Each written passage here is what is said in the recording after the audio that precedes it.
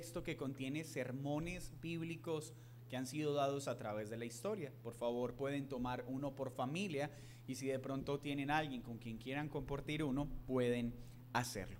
Les pido que me acompañen en su Biblia a Romanos capítulo 5, versículo 6 al 11 es la porción de hoy, pero vamos a leerla desde el versículo 1 para entenderla de manera completa.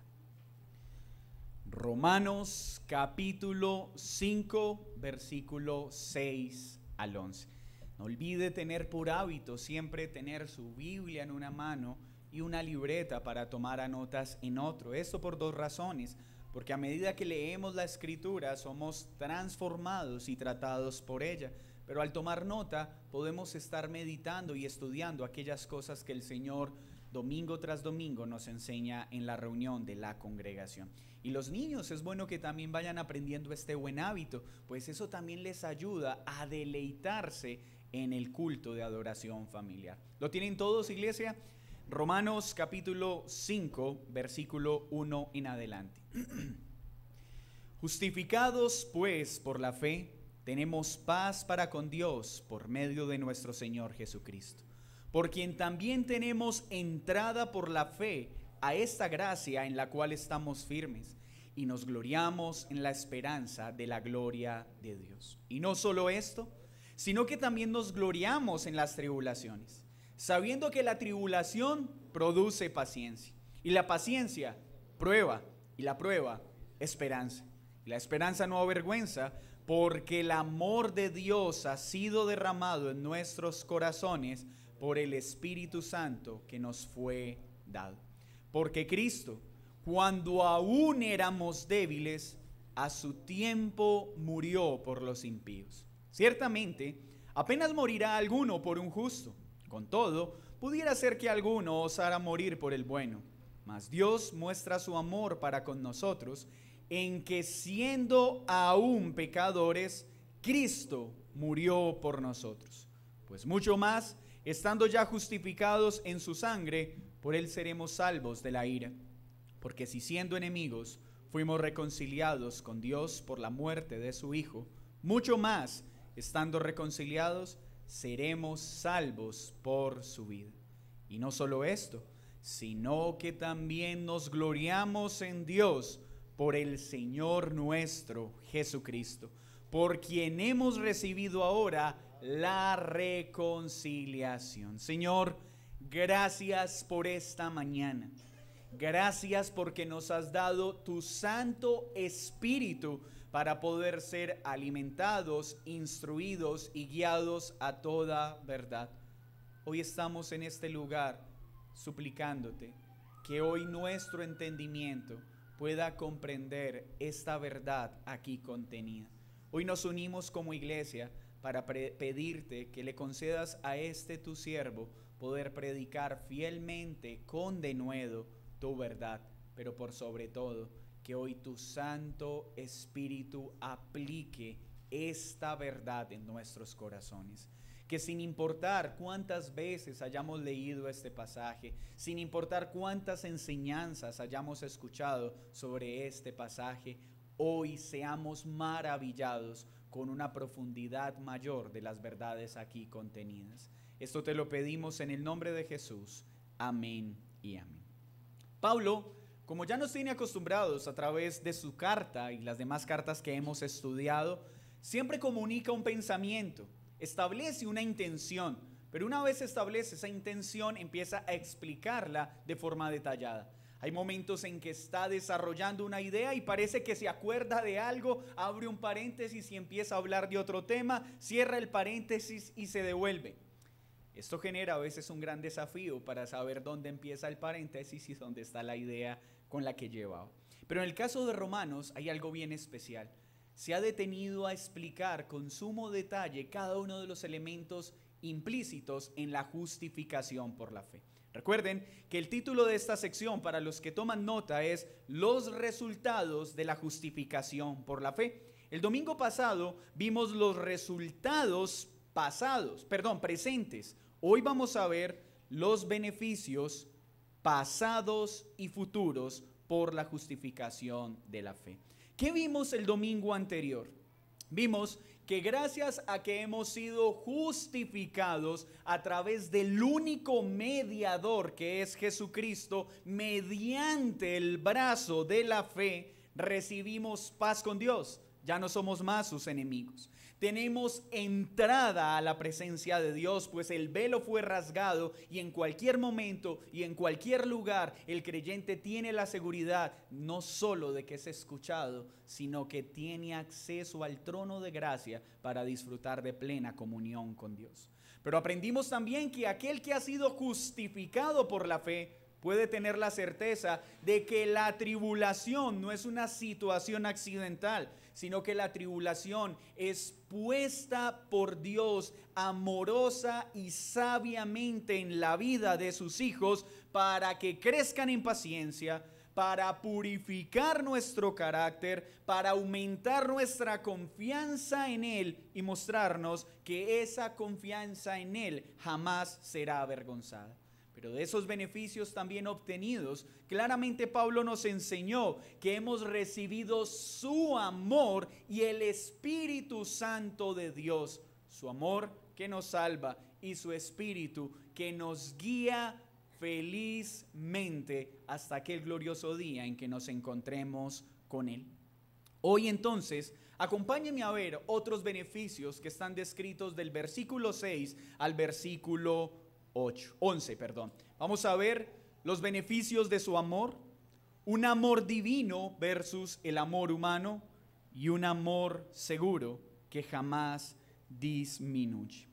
Veamos entonces el primer ítem de nuestra sección, los beneficios de su amor por causa de la justificación. Lea conmigo el pasaje 6 del capítulo 5 en Romanos.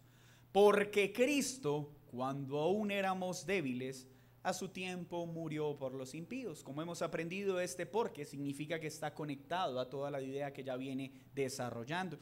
¿Y qué nos dice en esta porción? Lo primero que nos muestra es quiénes son los benefactores de ese amor. ¿Quiénes? Dice débiles e impíos. Interesante definición, creo que ninguno portaría esa credencial, ni en su pecho, ni en su frente, pero Pablo nos está diciendo, Cristo vino cuando éramos débiles, cuando éramos impíos a sus ojos y murió. Este término acá mencionado como débil tiene otras connotaciones también importantes en el original. Significa impotentes. Ese signo de debilidad acá mencionado significa enfermos en cada partícula de su ser. Podríamos decir también que hace alusión a toda incapacidad moral para hacer el bien. O sea que de la enfermedad que está hablando acá Pablo, de la debilidad que está hablando, no es de la fatiga que nos queda después de hacer ejercicio, no.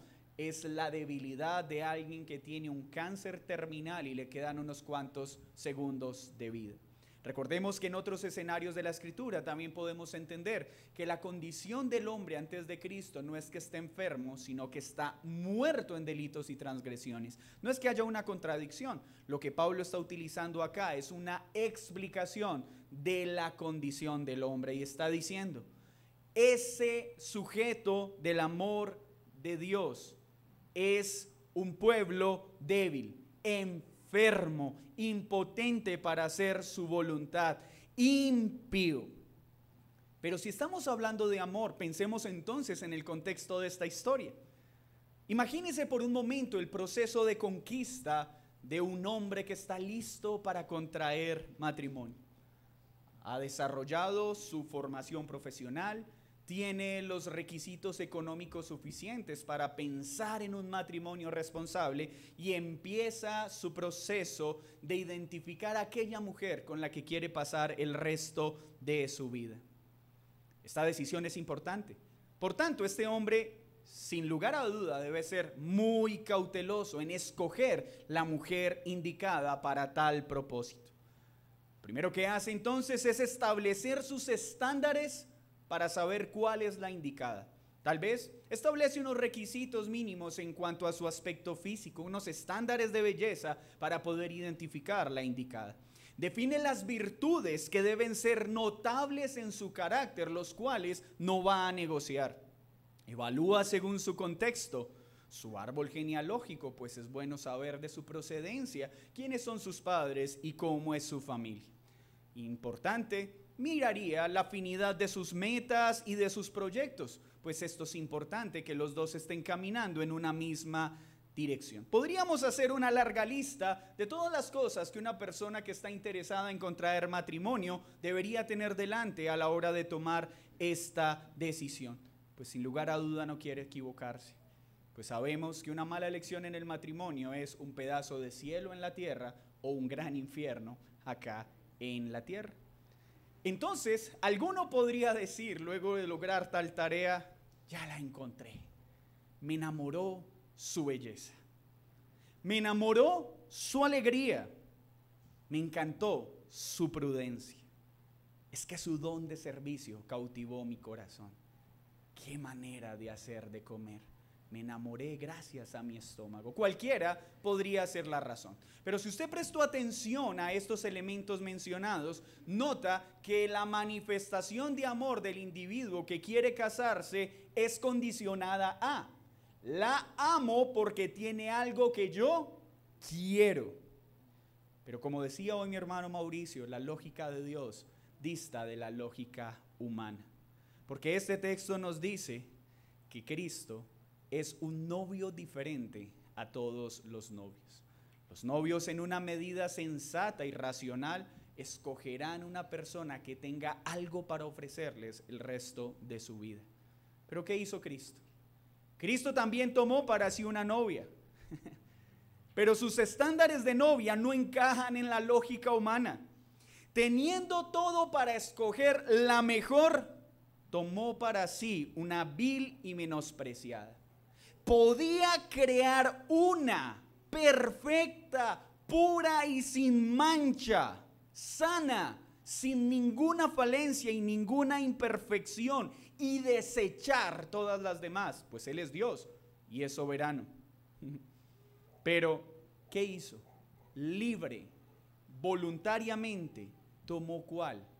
Pablo lo dice: la enferma, la impotente, incapaz de obedecerla, la incapaz de amar como Él merece ser amado, la incapaz de obedecerle como Él debe ser obedecido. Pero para empeorar la hoja de vida de esta novia que tomó por prometida, dice el texto, no solo estaba enferma hasta los tuétanos. ¿Qué novio se casaría con una mujer cuyas dolencias son insoportables? Pero Cristo tomó a la enferma, Cristo tomó a la débil, Cristo tomó, dice Pablo, a una novia impía. Ya enferma sonaba como extraño, pero aparte de enferma, impía, esa es la descripción de quienes formamos la iglesia. Un pueblo vil y menospreciado, enfermo, impío, tomado para ser transformado de esa condición. Mire Tito cómo lo describe. Acompáñeme a Tito capítulo 3, versículo 3, para ver una descripción de esta novia que Cristo tomó para sí. Tito 3, versículo 3. Porque nosotros también, nosotros es ¿quién? La iglesia, los que hemos sido justificados por la fe. Sí, tú y yo somos enfermos, impíos, tomados por amor.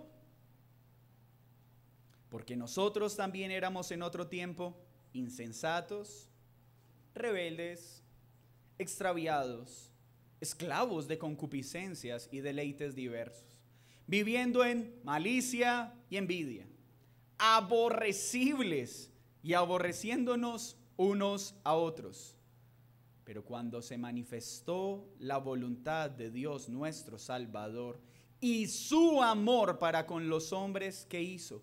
Nos salvó, no por obras de justicia que nosotros hubiéramos hecho, sino por su misericordia, por el lavamiento de la regeneración y la renovación en el Espíritu Santo, el cual derramó en nosotros abundantemente por Jesucristo nuestro Salvador, para que justificados por su gracia, viniésemos a ser herederos conforme a la esperanza de la vida eterna. Entonces, observan la lógica de nuestro Dios trino.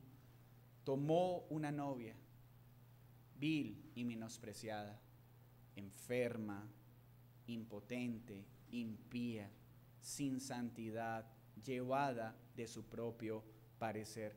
Pero miren lo que nos dice Pablo en esta porción de Romanos. No solo la tomó, pues tomar esta novia en esas penosas condiciones implicaba que debía morir por ella para salvarla. Era necesario entregarse por esta novia que había tomado ahora por prometida para las bodas del Cordero.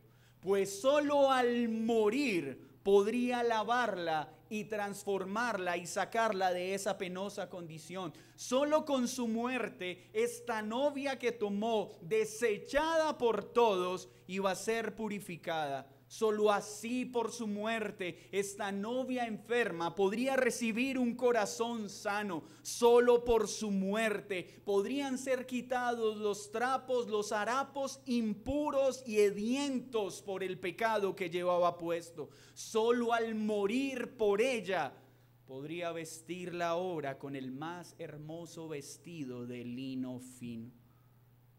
Pues más no solo se dio, sino que asumió el compromiso inalterable de seguir con ella a pesar de ella hasta hacerla a su imagen y semejanza.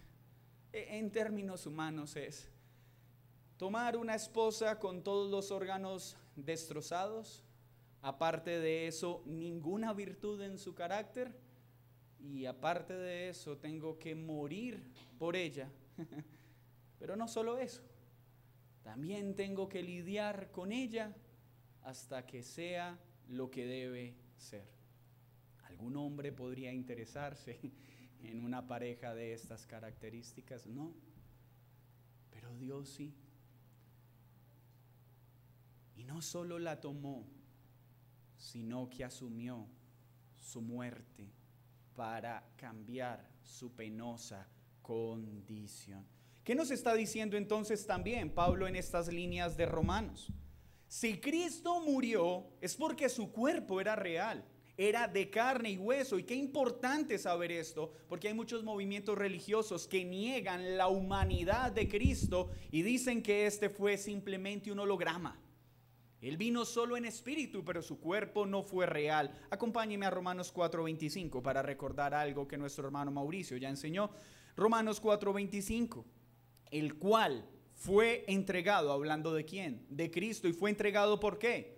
Por nuestras transgresiones. Cristo fue entregado por las transgresiones de esa novia que tomó por esposa, y resucitado para nuestra justificación. Jesús no era un holograma como algunos han afirmado en la historia, pero tampoco tuvo un supercuerpo humano alterado por su divinidad.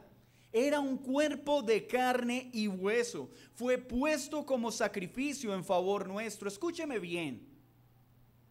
Esto indica que cada azote que tocó su cuerpo, cada espina que traspasó su piel, cada clavo que traspasó su frágil humanidad, producieron el más insoportable e intenso dolor que un ser humano podía experimentar, y él como hombre lo experimentó, y motivado solo por una cosa: manifestar su amor. Dice Pablo también en el versículo 6 que esta muerte que era necesaria para poder tomar a esa esposa enferma e impía, tuvo que darse a su debido tiempo. Note muy bien eso. Pablo está trazando una línea de tiempo en la humanidad y está diciendo: Cristo vino en el momento que había sido decretado, que había sido determinado. Es que Cristo debió haber venido antes. No, tal vez Cristo debió haberse demorado un poco más, hermanos. Dios tomó a su propio hijo y lo entregó en el tiempo que había señalado. Cristo no fue el plan B de la humanidad. Cristo ha sido el único plan desde antes que todas las cosas existieran. Fue Dios quien determinó el día y la hora en la que Cristo sería entregado para salvar a la humanidad. No es que salió algo mal en el Edén y Dios un día se levantó y dijo: oh, Adán y Eva han pecado, ¿qué será de mí? Ahora, ¿quién podrá ayudarme? No. A Dios no le tomó por sorpresa la desobediencia de Adán y Eva. Dios conoce todos los términos de la existencia del hombre porque Él decretó todo lo que sucede y sucederá.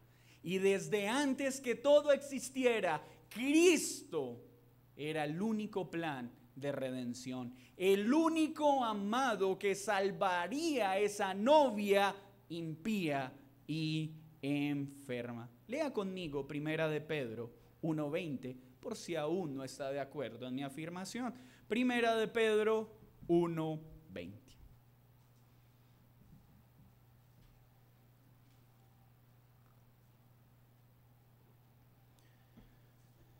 Ya destinado desde antes de la fundación del mundo, pero manifestado en los postreros tiempos. ¿Por qué? Por amor de vosotros. Cristo había sido destinado para salvar antes de que el mundo existiera, no después. Y esto fue para mostrar su amor. Gálatas 4:4, permítame se los leo. Pero cuando vino el cumplimiento del tiempo, ¿de cuál tiempo? Del tiempo que el Dios Trino había señalado para que Cristo viniera, Dios envió a su Hijo, nacido de mujer y nacido bajo la ley. Entonces, hasta acá tenemos ¿quién es el benefactor de ese amor? La iglesia. ¿Y cuáles son las características de esa novia que Él tomó como esposa? Enferma e impía. Pero era necesario morir por ella para poder cambiar esa penosa condición, quitar sus harapos de inmundicia y darle un vestido de lino fino. Y el requisito era su muerte, sufrir los más horrendos horrores en su naturaleza humana para ser el sustituto perfecto de esa novia que vino a salvar, tal y como había sido decretado. Pero veamos ese contraste de amor divino entre el amor humano. Vamos al versículo 7, ahí mismo en el capítulo 5. Ciertamente, es decir, muy seguros debemos estar de esta afirmación. ¿De qué? Apenas morirá alguno por un justo. Con todo, pudiera ser que alguno osara morir por el bueno. Mas Dios muestra su amor para con nosotros, en que siendo aún pecadores, Cristo murió por nosotros. ¡Qué palabras tan preciosas! El ser humano, por su condición, ama de manera condicional. Nosotros somos expertos en poner condiciones para amar. Amamos según las circunstancias y según los beneficios que recibimos. El hombre ama a quien lo ama. Ama a quien lo favorece en un sentido. Ama a sus padres porque le dieron la vida. O ama a sus padres porque lo han sustentado pacientemente, aún mientras todavía no has querido irte de tu casa. Otros aman a sus hijos porque son la prolongación de la existencia. Alguien puede decir, amo al amigo porque está conmigo en las buenas y en las malas. Pero miren la expresión que utiliza Pablo. Apenas, es decir, si existiera la más remota posibilidad de dar su vida por alguien, el hombre lo haría por alguien a quien considere merece ese sacrificio. Es decir, el hombre no está dispuesto a morir en lugar de otro. Eso solo lo hizo Cristo. Pero si llegase a existir esa remota posibilidad en el corazón del hombre, por eso está diciendo, si apenas llegara a pasar esto, aunque no va a pasar, si llegara a nacer ese deseo, el hombre estaría dispuesto a hacerlo por alguien a quien ama o considera bueno, alguien que merece tal sacrificio. Hay padres de familia, y esto no lo estoy inventando, que han entregado físicamente su corazón para trasplantárselo a un hijo y morir mientras que lo hace, por el amor que le tiene a ese hijo. Hay cónyuges que se han privado de un órgano, aunque eso les ha costado la vida, para salvar a ese cónyuge que aman, porque consideran que merece ese sacrificio. Hay personas que han donado las córneas de sus ojos para devolver la vista a un ser amado y quedarse ciegos mientras lo hacen. Eso es una muestra de amor por alguien. Pero ¿podría un hombre que hace tal acto altruista dar su corazón para salvar la vida de aquel que abusó a su hija? ¿Podría alguien dar sus ojos, su corazón o su vida para salvar a un ladrón? ¿Podría el hombre sentir deseo de dar su vida para salvar a su peor enemigo? Aquel que te robó todo y te dejó en la calle, aquel que abusó de ti, aquel que lastimó a aquel que más amas. ¿O quién entregaría a su hijo amado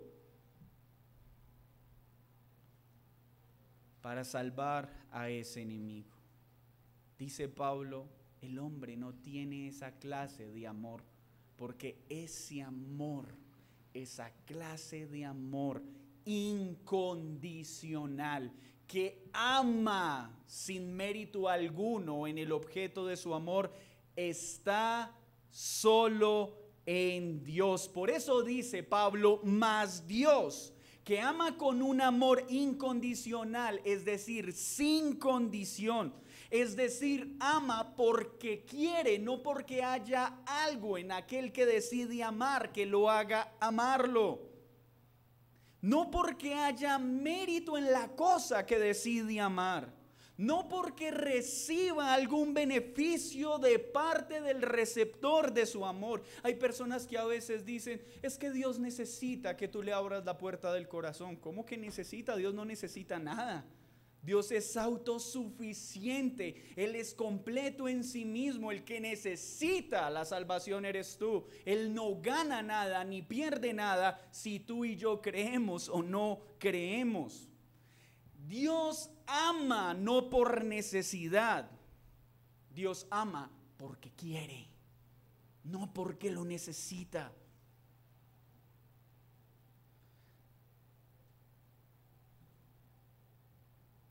Y es tal su amor que aunque no recibe nada por amar a aquello que ama, que dio su bien más preciado, su Hijo amado.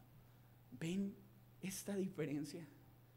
Tú podrías dar algo de ti, aún tu vida, por un bien. Pero Cristo, el Hijo, fue dado por el Padre, aun cuando Dios no recibiría ningún beneficio en esta transacción. ¿Entendemos esto? Hermanos, ¿cómo ruego al Señor o ilumine nuestro entendimiento para ver esta clase de amor con la que nosotros, la novia enferma e impía, hemos sido amados? Dios no gana nada. Dios no ganó nada, no suplió una necesidad al dar a su Hijo y salvar esta novia pecadora, pues Él es el dueño de todo. ¿Acaso creció su amor? Su amor es eterno, es invariable, es inmodificable. Es que Dios ahora está feliz porque creíste.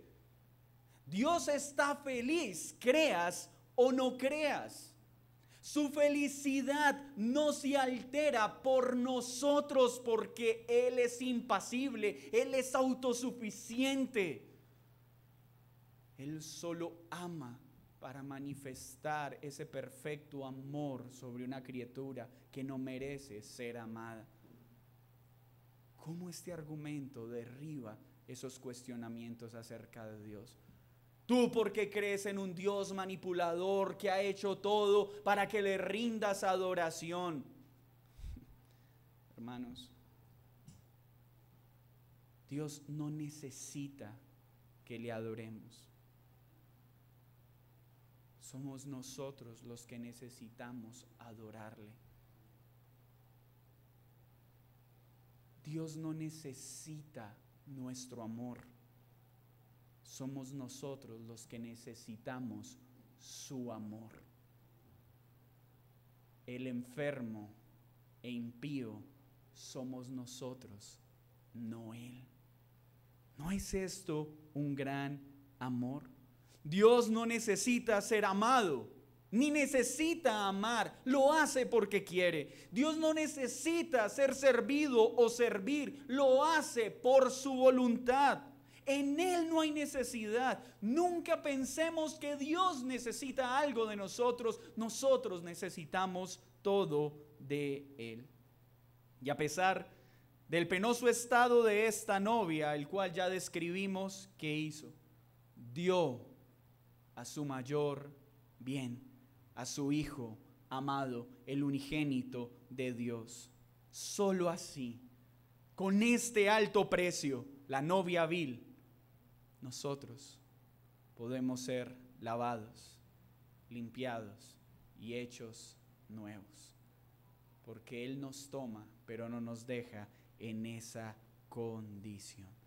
Y entonces ahora Pablo hace una progresión en su pensamiento y dice: hermanos, si este fue el amor que Dios mostró cuando éramos sus enemigos, ¿cuánto más podemos esperar de Él ahora que somos sus hijos? Y esta porción tiene que ser de tanto consuelo para aquel que ha sido justificado por la fe. Miren lo que dice el versículo 9 en Romanos 5. Pues mucho más, estando ya justificados en su sangre, por Él seremos salvos de la ira. Hermanos, si Dios, sin necesitar nada de nosotros, pudiendo crear una novia perfecta y sin mancha, escogió libremente tomar una novia enferma por el pecado, impía, y dar su vida para lavarla, limpiarla y salvarla y reconciliarla con Dios Padre, ¿cuánto más hará ahora por nosotros que somos sus hijos? Ahora que esta novia ha sido tomada y ha sido unida a Cristo. Dice entonces acá que seremos salvos de su ira.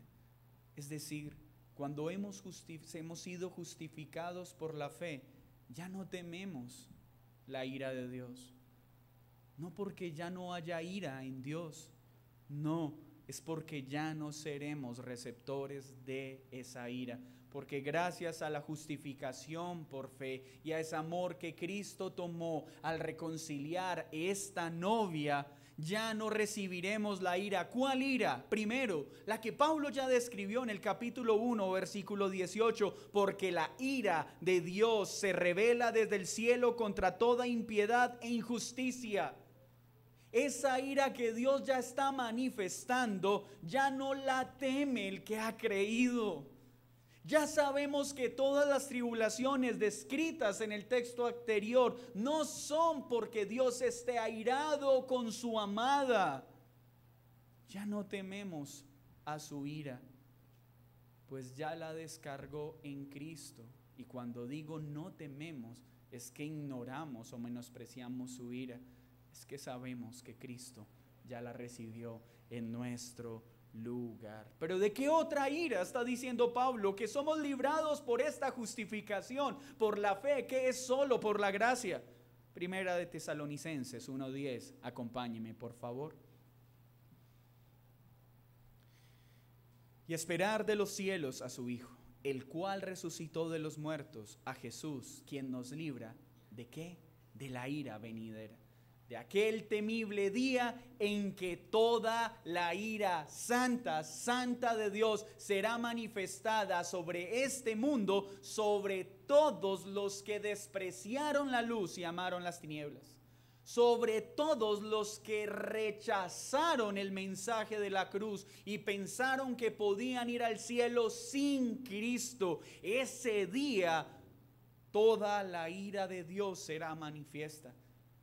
Pero esta novia que antes tenía el título de enferma e impía, no temerá ese día, porque ahora el título que nos acompaña es: he ahí mi hijo, he ahí mi hija. Y ya no tememos ese día, gracias a esa justificación. Veamos ahora el versículo 5 para ver más beneficios de esta justificación. Versículo 10, capítulo 5. Porque si siendo enemigos fuimos reconciliados, ¿recuerdan lo que aprendimos? Es decir, ya no hay una enemistad entre nosotros y la santidad de Dios, sino que hemos sido reconciliados en Cristo gracias a su mediación perfecta, gracias a su muerte. Mucho más ya estando reconciliados, mucho más ahora viviendo con Él, disfrutando de su presencia, seremos salvos por su vida. Si su muerte nos reconcilió cuando éramos sus enemigos, ¿cómo su vida ahora no habrá de preservarnos hasta que nos encontremos con Él en gloria? Si cuando merecíamos ser destruidos y consumidos por el fuego de su santidad, Él, por el puro afecto de su voluntad, quiso amarnos. Él quiso mostrar su amor, no porque lo mereciéramos, pudiendo tomar a alguien mejor que nosotros, nos tomó a nosotros y nos reconcilió. ¿Tú entiendes esto? Tú y yo estamos sentados acá no porque Él vio y escogió lo mejor de este mundo. Tú y yo, antes de Él, enfermos, impotentes, tercos, impíos, amantes de toda maldad. ¿Y por qué nos tomó? ¿Por qué quiso? Porque pudo tomar aquel amigo con el que tú te enrumbabas. Porque pudo tomar aquel hermano de sangre que era más juicioso que tú y te tomó a ti, la oveja negra de la familia. Pudo tomar a cualquiera mejor en virtudes bajo la lógica humana que nosotros. Y te tomó a ti. Me tomó a mí. ¿Para qué? Para mostrar que es por gracia y no porque haya algún mérito en nosotros. Pero esto no debe traerte entonces consuelo. Si eso lo hizo cuando éramos sus enemigos, ¿por qué dudas de su amor ahora que has sido adoptado? ¿Por qué esta tribulación y esta prueba te hace dudar de que Él cuida de su amada? Si mostró su bondad siendo enemigos, ¿por qué dudamos de su bondad ahora que estamos reconciliados? Si su muerte nos reconcilió, cuanto más su resurrección y su victoria sobre la muerte ahora nos asegura que la obra que empezó en nosotros no quedará inconclusa. La tribulación, la enfermedad, la quiebra, ¿en serio estás dudando de su amor por ti? Si ya te amó cuando eras su enemigo, cuánto más ahora que eres hijo. Los creyentes tenemos nuestra alegría, nuestro regocijo, nuestra verdadera plenitud en su amor, no en nuestras virtudes. Así que en conexión a las líneas anteriores, mi querido hermano, sin importar lo que estés pasando, no dudes de su amor. Duda del tuyo por Él, pero no de Él por ti. Duda de la fe que decías tener, de la cual ahora te estás dando cuenta que es más débil de lo que imaginabas. Pero no del perfecto amor que Él mostró para reconciliarte. Pues su amor no ha cambiado por nosotros. Es nuestra percepción de su amor el que se afecta cuando pasamos por la tribulación. Hermanos, el amor de Dios no cambia en ningún instante en aquel que ha reconciliado. Son nuestras sensaciones, son nuestras percepciones las que se alteran. Pero su amor no aumenta ni disminuye. Ese es el amor que tú y yo, la novia enferma e impía, hemos recibido. Pero además, no solo debemos estar seguros y confiados, pues Él no solo nos salvó, sino que Él prometió seguir lavándonos y limpiándonos y santificándonos por su palabra para presentarnos puros y sin mancha delante de Él. Porque esta novia enferma e impía, Él prometió que no la dejaría, por eso murió. Para lavarla, limpiarla y santificarla hasta que Él regrese. Entonces el pueblo entiende en la tribulación que no es que Dios se olvidó de nosotros, no es que Dios se apartó de nosotros, sino que la tribulación nos recuerda que Él está cumpliendo su promesa de hacernos más y más a su imagen y semejanza. Si yo entiendo esto, cuando venga la tribulación, solo puedo decir: oh Señor, has sacado tu cincel para hacerme más a tu imagen. Gracias por la prueba. Gracias por el fuego. Gracias por el dolor. Porque solo me recuerdan tu amor. Pues si me amaste cuando era tu enemigo, ¿cómo dudar de tu amor y de tu cincel ahora que me estás haciendo más y más a tu imagen y semejanza? Versículo 11. Y no solo esto, sino que también nos gloriamos en Dios por el Señor nuestro Jesucristo, por quien hemos recibido ahora reconciliación. Nos gloriamos, nos regocijamos, estamos orgullosos de este amado. ¿Cómo no amar a un amado que me amó cuando nadie más me amaba?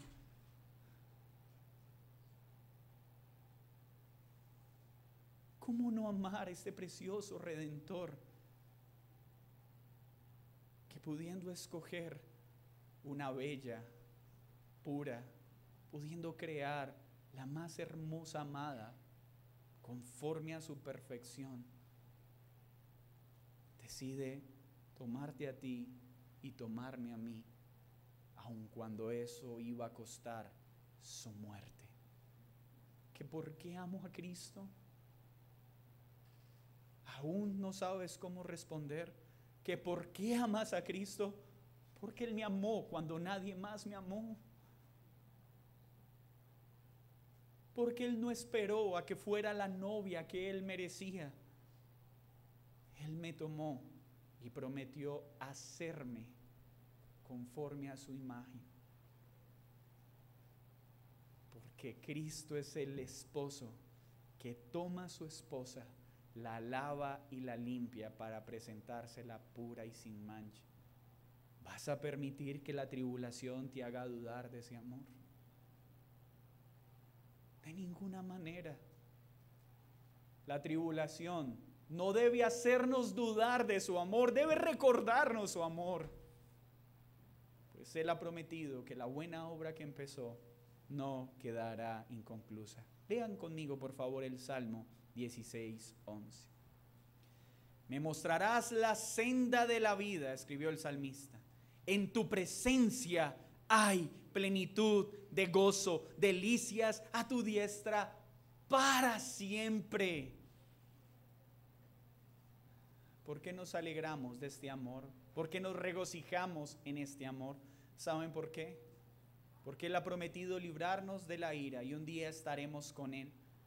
Hemos hablado de esto, pero debemos recordarlo. ¿Y tú por qué quieres ir al cielo? Ay, porque allí ya no habrá más enfermedad, dice aquel que está sufriendo por la enfermedad. Ay, porque allí ya no habrá más pobreza, aquel que se encuentra en quiebra. Ay, porque allí ya no habrá más dolor ni más depresión, aquel que está acongojado por sus circunstancias difíciles. No.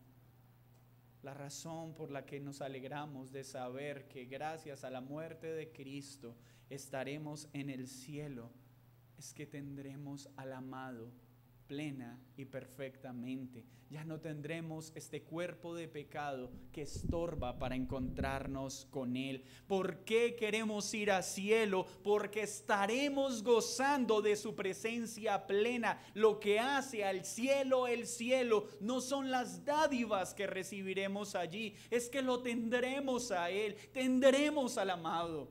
Esa es la belleza del cielo, Cristo.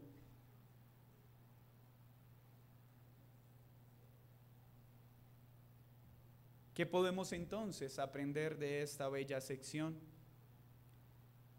Primera de Juan 3:16 dice, y voy a leer unos pasajes a modo de aplicación: es en esto en que hemos conocido el amor. Oh Señor, demuéstrame que me amas. ¿Qué? ¿Aún te atreves a decir tales palabras?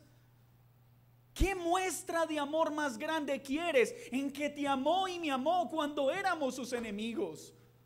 ¿Qué más muestra de amor deseas al ver su sangre derramada en aquella cruz, pagando una deuda que no era suya?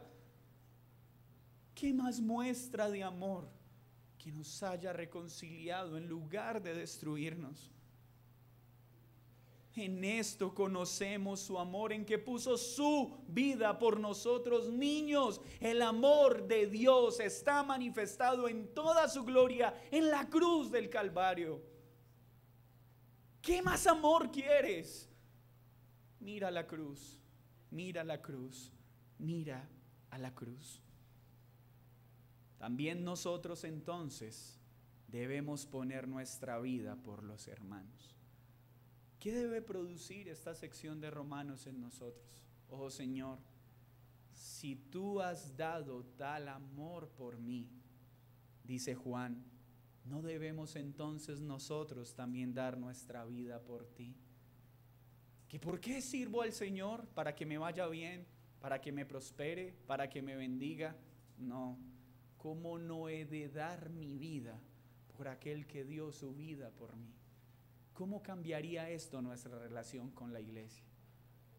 ¿Por qué sirvo? Porque mientras tenga fuerza, quiero que mi vida esté a su servicio, pues Él dio toda por salvar a este pecador. No he de dar toda mi vida por aquel que me amó cuando no merecía ser amado. Segunda de Corintios 5:18 dice, y todo esto proviene de Dios. ¿De quién? De Dios, no de nosotros, quien nos reconcilió consigo mismo por Cristo. Merecíamos la muerte, pero Él decidió reconciliarnos en Cristo. Ningún otro reconcilia. No hay otro mediador, solo Cristo. ¿Tú me estás diciendo entonces que el cristianismo es la única religión verdadera? No lo digo yo, lo dijo Cristo. Sí, ningún otro camino lleva al cielo, ni Buda, ni Mahoma, ni la Virgen María, ni ningún santo, ni ningún hombre tienen esta potestad. Fue dada solo a Jesús el Cristo, porque solo en Él fue reconciliado. ¿Y qué dice? No solo nos reconcilió, sino que nos dio el ministerio de la reconciliación. Hay creyentes que todavía andan preguntando, oh Señor, ¿y cuál es mi propósito aquí en la tierra? ¿Y para qué me tienes acá, hermano? Lee tu Biblia. ¿Todavía en serio no sabes cuál es tu ministerio? Lee conmigo 2 de Corintios 5:18. Tu ministerio y el ministerio de todo creyente es reconciliar a los hombres con Dios, es tomar a los enemigos, hablarles de este precioso y perfecto amor, presentarles a Cristo con toda nuestra energía y descansar en que el Espíritu Santo aplique esa verdad en su corazón para que muchos enemigos como nosotros sean reconciliados y sean tomados como hijos. Hoy todos salen de acá con ministerio. Y no era necesario que alguien nos impusiera las manos. No era necesaria una visión. Solo necesitas leer tu Biblia. Todos hemos recibido el ministerio de la reconciliación. No importa tu edad. Niños, vayan a sus salones. Sus amiguitos son enemigos de Dios hasta que no crean en Cristo. Ustedes han sido puestos ahí para reconciliarlos con Dios, predicándoles el Evangelio. Háblenle de Jesús a sus compañeros. Hablen en sus trabajos. Hay personas que piensan que el ministerio cristiano es solo ser pastor. Uno escucha, no, es que quiero trabajar tiempo completo para Dios. ¿Eso qué significa? ¿Estar todo el tiempo en la iglesia? No. Trabajar tiempo completo para Dios es que en mi trabajo, en mi familia, donde esté, me dedique a reconciliar a los enemigos de Dios con Él. Y para eso no necesita ser pastor, ¿o sí? El pastorado es solo una de las múltiples formas en que el cuerpo de Cristo sirve a Cristo. Y el pastorado ha sido dado a unos, pero a todos nos fue dado el ministerio de la reconciliación. ¿Buscabas ministerio? Ahí lo tienes. Que Dios estaba en Cristo reconciliando consigo al mundo, no tomándoles en cuenta a los hombres sus pecados. ¿Ves esto? ¿Cómo está esta novia? Uy, todos sus órganos destruidos. Impía, rebelde, amante de maldad. No voy a tomar en cuenta su estado. Ven a mí, amada mía. ¿No es eso lo que hizo contigo y conmigo? ¿Qué vio? Asesinos, mentirosos, fornicarios, adúlteros, amantes del dinero. No importa lo que haya sido. No importa lo que has hecho. Ven a mis brazos, amada mía. Ven a mis brazos, amada mía. ¡Qué gran amor es este! Romanos 8:32 dice: aquel que no escatimó a su propio Hijo, sino que lo entregó por nosotros. ¿Por quién? Por viles pecadores. ¿Cómo no dar entonces con Él todas las cosas? Mi hermano, tú puedes estar pasando el momento más oscuro de tu vida, pero si Dios ya entregó a su Hijo para salvarte, ¿crees que esta tribulación se ha salido de sus manos? Si te amó con tal amor siendo enemigo, ¿cómo has de dudar de su amor ahora que eres hijo? Juan 10, 28 al 29. Y yo les doy vida eterna. ¿A quiénes? A los que han sido justificados por la fe en Cristo. ¿Y qué promete? No perecerán jamás, ni nadie las arrebatará de mi mano. Mi Padre que me las dio es mayor que todos, y nadie las puede arrebatar de la mano de mi Padre. Aquel que ha sido justificado jamás dejará de ser justificado. Nunca podremos decir, ahí viene un exjustificado por la fe. Hermanos, pasajes como este nos enseñan que la salvación no se pierde. Una vez hechos ovejas, nunca dejaremos de ser ovejas. Una vez somos puestos en su mano, nada ni nadie podrá quitarnos de ella. Porque si dio a su Hijo para salvarnos y adoptarnos, ¿cómo dejará que se pierda uno de aquellos por los que Él murió? Salvar al enemigo y dejar perder al Hijo, eso es lo que significa decir que la salvación se pierde. Un Dios que salva enemigos pero deja perder a sus propios hijos. No, aquel que salva al enemigo lo hace hijo y lo preserva hasta el final, a pesar de las debilidades de ese que tomó para salvar. Permítame terminar con las palabras de un gran hermano de antaño. Ahora pues, ¿piensan que el Señor les ha enseñado alguna vez a amarle y les ha mostrado su amor y aún así se ha olvidado de ustedes? Me dirás tú, oh Señor, tú no sabes cuán terrible es mi prueba. Como tú no has perdido un hijo como yo, un familiar como yo, tú no has experimentado la quiebra por la que yo estoy pasando, tú no has experimentado el dolor de mi matrimonio, tú no conoces mis dolores. Pues a esto diré, no, la verdad yo no lo sé, pero tu Padre Celestial sí sabe. Y si Él nos amó cuando todavía éramos impíos y enfermos, ¿nos hará ahora a un lado después de haber derramado la plenitud de su amor en nuestros corazones? No.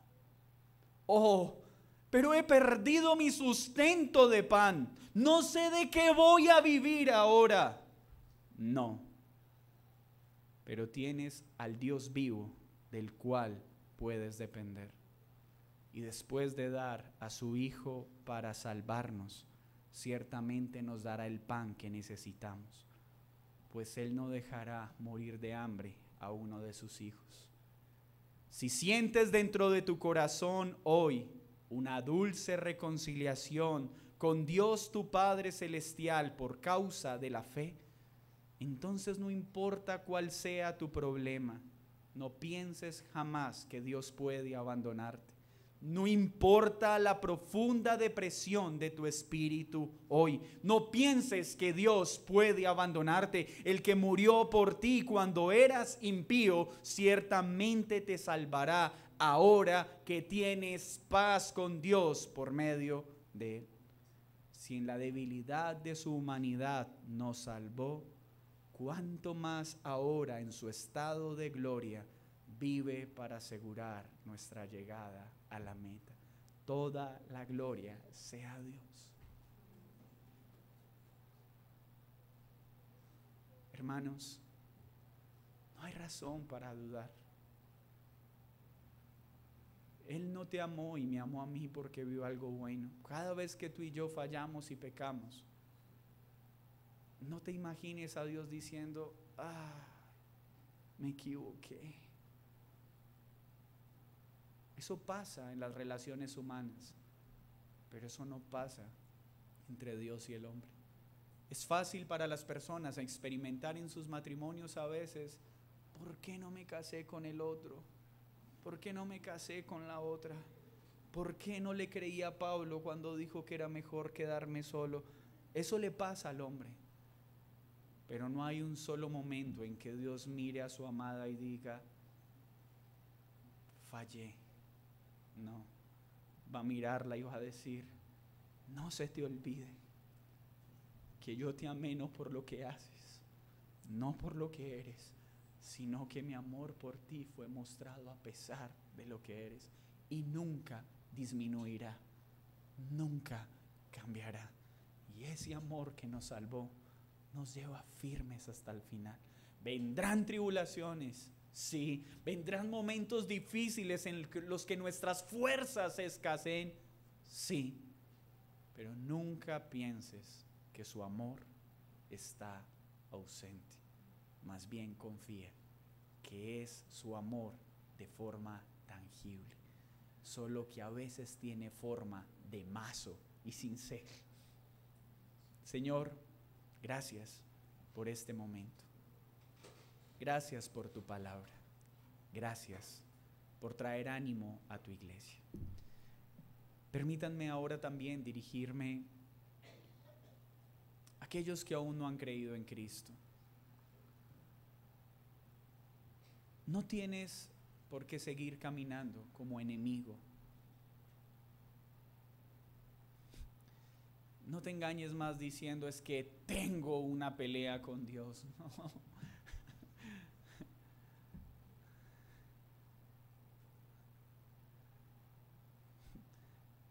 y yo no tenemos cómo pelear con Dios. No seas ingenuo.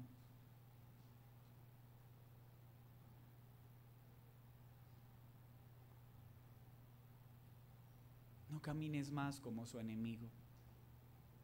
Y solo necesitas hoy tener fe. Fe en Jesús.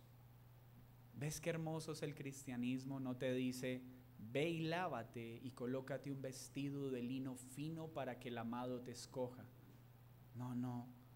Ven con todos tus harapos. Tú, pecador que estás esta mañana acá escuchando tal vez por primera vez este mensaje.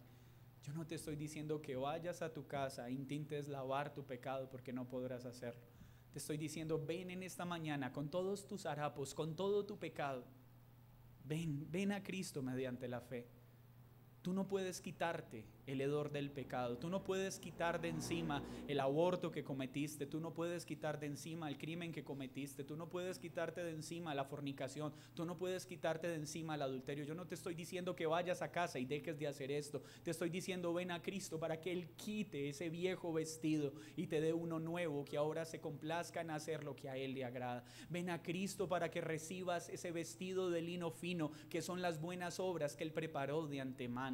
Ven mediante la fe para que Él te dé un nuevo corazón capaz de odiar ese mal que hoy amas, que te está destruyendo, y puedas amar las cosas santas que debes amar y sabes que no puedes hacerlo. Ese es el cristianismo. Impíos, enfermos que reconocen su condición y vienen a aquel que ama sin condición. Ven, disfruta de ese amor. No regreses a casa siendo su enemigo. Solo tienes que poner tu fe en Cristo Jesús. Señor, hoy tu iglesia es animada y consolada.